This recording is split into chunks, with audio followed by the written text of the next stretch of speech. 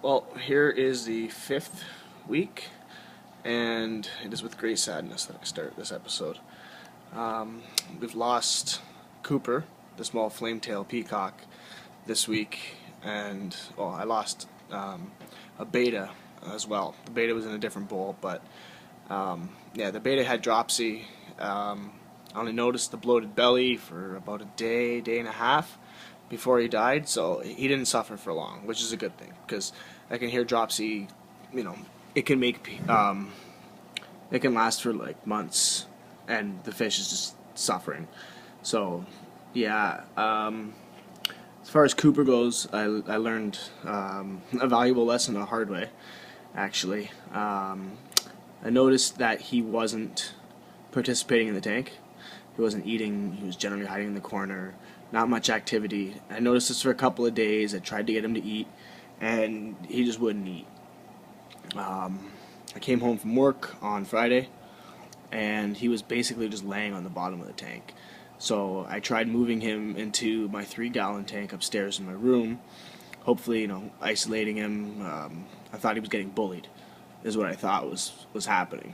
And that's why I figured he wasn't eating, because he was showing symptoms of high stress. What actually was the case was that my water was terrible. I brought my water down to get tested, and the nitrite levels were through the roof. The reason for this is I'd been feeding my fish a couple of times a day because I was trying to get the big ones to stop eating the Harlequin Rasporus, because I thought they were hungry and they were eating those.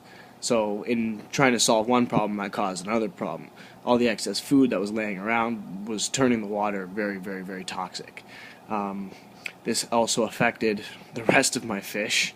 Not laughing, sorry. That's not funny. Kraut and Balthazar both have ick, which is little white. It's a bacterial infection, and represents itself with little white, almost sugar-like crystals on the fish's fins. It can be fatal if left untreated. So, to my tank. Ew. Now, yes, it does look gross and green, but that's not just the water. That is the medicine in the water. So, as I said, if you can see, it's hard to get a good clear shot of it.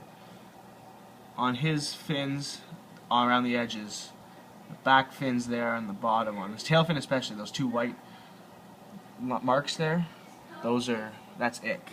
And then you can see on Balthazar's fin, he's got that one white spot at the top of his fin. So what I had to do was I had to go and buy Ickguard. So basically you dissolve this brand here. You dissolve 1 tablet for every 10 gallons of water, and you do this every 24 hours. So when you do it, you have to change 25% of the water and then replace it with new water that's been filled with a medication. To try and solve the terrible water problem, which is what caused all of this in the first place, I came home and I was instructed to change 50% of my water. So I took 50% of the water in this tank out, filled it back up, and I have since bought a Master fresh water test kit. So that's going to be able to test me for everything in my tank, anything that's wrong with it.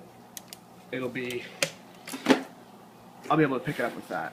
Also, with the medicine, when you use this type of medicine, you have to take the charcoal packs out of your filter.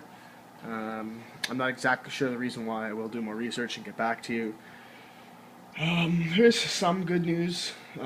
Cooper, sorry, still thinking about him. Kraut, he was exhibiting some very uncharacteristic behavior while he was getting sick and while the water was off. He has since returned to his rambunctious self.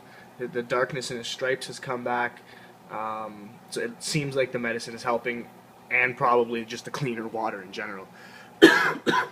I haven't fed them in 2 days because I'm trying to let the ammonia levels and the nitric levels balance out. I'm trying to get the fish. Come on, guys.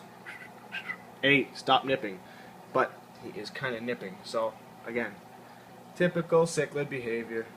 I'm running into some other issues, though, with nipping in general. I wish the tank wasn't so green. I could get you a better picture, but his fins and... Oop, hey, buddy. Where did he go? He swam away from me. The fins on them are getting eaten. So I don't know who's eating them, who's doing what, but this tank may change quite a bit in the next few weeks. I'll keep you guys posted on how the ick situation is, and catch up with you next week. Thanks.